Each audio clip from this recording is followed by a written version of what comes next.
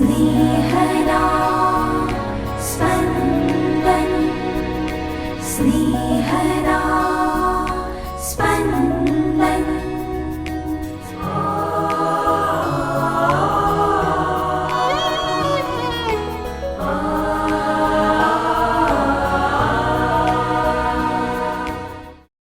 આગમન ઋતુનો ચોથો રવિવાર. માનવની પાપમુક્તિની ઈશ્વરની યોજનામાં પ્રથમ બે સ્ત્રીઓ એલિઝાબેથ અને મરિયમના જીવનમાં અશક્ય લાગતી ઘટનારૂપે આકાર લઈ રહી છે અને તેનું મુખ્ય કારણ છે શ્રદ્ધા. એક છડીદારની જનેતા અને બીજી મુક્તિદાતાની જનેતા. સાંભળીએ સંત લુકકૃત શુભ સંદેશ, અધ્યાય 1, કડી 39-45. થોડા જ વખતમાં મરિયમ યહૂદિયાના પહાડી પ્રદેશમાં આવેલા એક ગામમાં જવાને ઉતાવળા નીકળી પડ્યા. જખરિયાના ઘરમાં જઈને તેમણે એલિસાબેથને વંદન કર્યા. મરિયમના વંદન સાંભળતા જ એલિસાબેથના પેટમાંનું બાળક ફરક્યું અને એલિસાબેથ પવિત્ર આત્માની પ્રેરણાથી સભર બનીને મોટે સાદે બોલી ઉઠી, સૌ સ્ત્રીઓમાં તું ધન્ય છે અને ધન્ય છે તારી કુખનું બાળક. હું તે કેવી ભાગ્યશાળી કે મારા પ્રભુની માતા મને મળવા આવી. અને વાત તો સાંભળ, જેવા તારા વંદનના શબ્દ મારા કાને પડ્યા કે તરત જ મારા પેટમાંનું બાળક આનંદથી ફરક્યું. અને શ્રદ્ધા રાખનારી તું પરમ સુખી છે, કારણ પ્રભુ તરફથી તને મળેલા વચન પૂરા થશે. स्नेहदा स्पन्दन स्पन्दन। શ્રદ્ધા અને પવિત્ર આત્માથી સભર કુમારી મરિયમને એલિસાબેથના ગર્ભાધાનની જાણ દેવદૂત મારફતે થતાં તેની મદદે અને પોતાની સાથે ઘટેલી ઘટના વિશે જણાવવા ઉતાવળે એલિસાબેથ પાસે પહોંચી જાય છે. આ બંનેના ચમત્કારિક ગર્ભાધાન ઈશ્વરની એક જ મહાન યોજનાના ભાગરૂપે છે. તેથી જ આ બંનેના મિલનમાં આશીર્વાદ, શ્રદ્ધા અને આનંદના વાતાવરણ સાથે પવિત્ર આત્મા પણ છવાઈ જાય છે. મરિયમ અને એલિસાબેથ વચ્ચે સગપણ છે અને બંને ઈશ્વરની અસીમ શક્તિમાં એકબીજાની શ્રદ્ધા વધારવાનું અને દ્રઢ બનાવવાનું કામ કરે છે. આપણે જીવનમાં આપણે એકબીજાને શ્રદ્ધામાં વધુ દ્રઢ કરી શકીએ એ માટે શું કરી શકીએ? સૌ પ્રથમ આપણા કોઈ પણ પ્રકારના વર્તનથી કોઈની શ્રદ્ધા જોખમાય નહીં એ ધ્યાન રાખવું ખૂબ મહત્ત્વનું છે. આપણા કુટુંબમાં આપણા નમૂનાથી બાળકોમાં શ્રદ્ધાનું ઊંડું બીજ રોપાય અને તેને પોષણ મળતું રહે તો તેઓ મોટા થશે તો પણ એ શ્રદ્ધા સાચવી રાખવામાં અને વધારવામાં ખૂબ ઉપયોગી થઈ પડશે.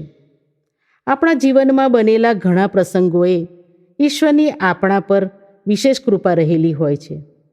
શું આપણે એ વિશેષ કૃપાને ઓળખીને એનો અનુભવ કરી શકીએ છીએ ખરા?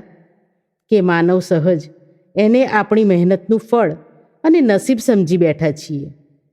ઈશ્વરમાં શ્રદ્ધા સાથે ઈશ્વરની ઈચ્છામાં આનંદ અનુભવીએ તો ઈશ્વરનો મહિમા આપણા જીવનમાં જરૂર પ્રસરી રહે.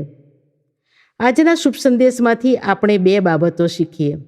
પહેલું, મરિયમ જેમ પવિત્ર આત્માથી પ્રભાવિત થઈને ઈસુના માનવજાતિના મુક્તિના કાર્યમાં સામેલ થયા, તે જ રીતે આપણે પણ સ્નાન સંસ્કાર દ્વારા પવિત્ર આત્માથી અભિષિક્ત થયા છીએ અને તેથી ઈસુનો શુભ સંદેશ પ્રસારવાના કાર્યમાં મરિયમની જેમ જ આપણો ફાળો નોંધાવવાનો છે.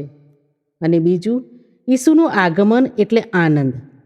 આ આનંદ આપણે અન્યોમાં વહેંચવાનો છે. અંગ્રેજીમાં આનંદ માટે જોય શબ્દ વપરાય છે. આ જોયમાં જે એટલે જીસસ, જે સૂચવે છે કે આપણો આનંદ જીસસ યાને ઈસુને આપણા જીવનમાં પ્રથમ સ્થાન આપીને માણવાનો છે. બીજો અક્ષર ઓ બતાવે છે અધર્સ યાને બીજાઓ. ઈસુ પછી આપણો આનંદ બીજાઓ સાથે વહેંચવાનો છે. અને વાય એટલે યુ એટલે છેલ્લે આપણે પોતે. આપણે નાતાલનો આનંદ આ રીતે ઉજવીએ તો આપણા આનંદનો કોઈ પાર રહે ખરો? પ્રભુ પધારે કરવા સ્વાગત, રહેજો સૌ તૈયાર રે. પ્રભુ પધારે કરવા સ્વાગત, રહેજો સૌ તૈયાર રે. પ્રભુ પધારે રે.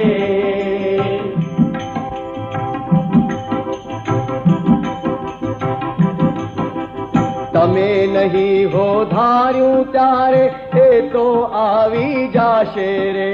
તમે નહીં હો ધાર્યું ત્યારે એ તો આવી જાશે રે. થયો નુહાના ટાણે જેવો, થયો નુહાના ટાણે જેવો, વિનાશ એવો થાશે રે. પ્રભુ પધારે કરવા સ્વાગત, રહેજો સૌ તૈયાર રે. પ્રભુ પધારે રે.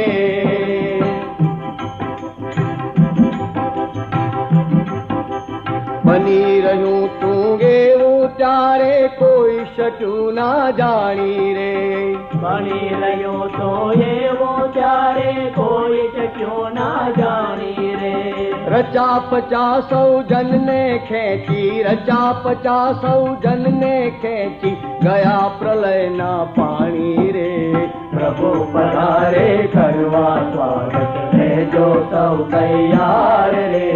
પ્રભુ પધારે રે.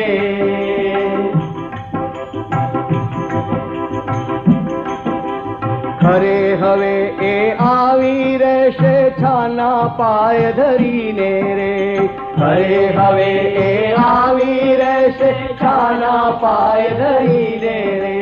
સાવધ રહીને વાટ નિહાળો, સાવધ રહીને વાટ નિહાળો, બેસો દૃષ્ટિ કરીને.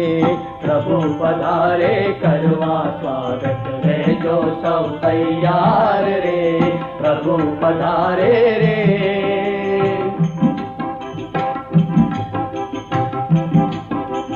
ખરે હવે એ આવી રહેશે છાના પાય ધરીને રે. ખરે હવે એ આવી રહેશે છાના પાય ધરીને રે. તમે અચાનક સપડાશો ના, તમે અચાનક સપડાશો ના, અંધારામાં રહીને રે. પ્રભુ પધારે કરવા સ્વાગત, રહેજો સૌ તૈયાર રે. પ્રભુ પધારે રે.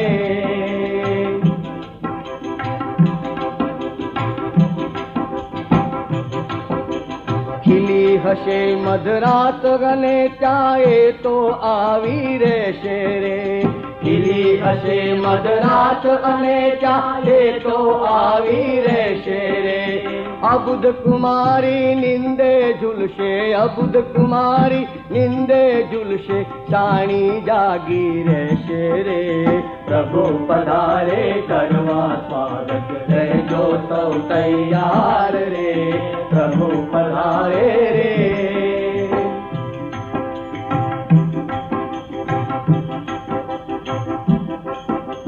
પુકાર થશે રાત વિંદ તો વરરાજા આવે રે. પુકાર થશે રાત વિંદ તો વરરાજા આવે રે. રહ્યા હશે જે વાટ નિહાળી, રહ્યા હશે જે વાટ નિહાળી, તેઓ સુખી ગણાય રે. પ્રભુ પધારે કરવા સ્વાગત, રહેજો સૌ તૈયાર રે. પ્રભુ પધારે રે.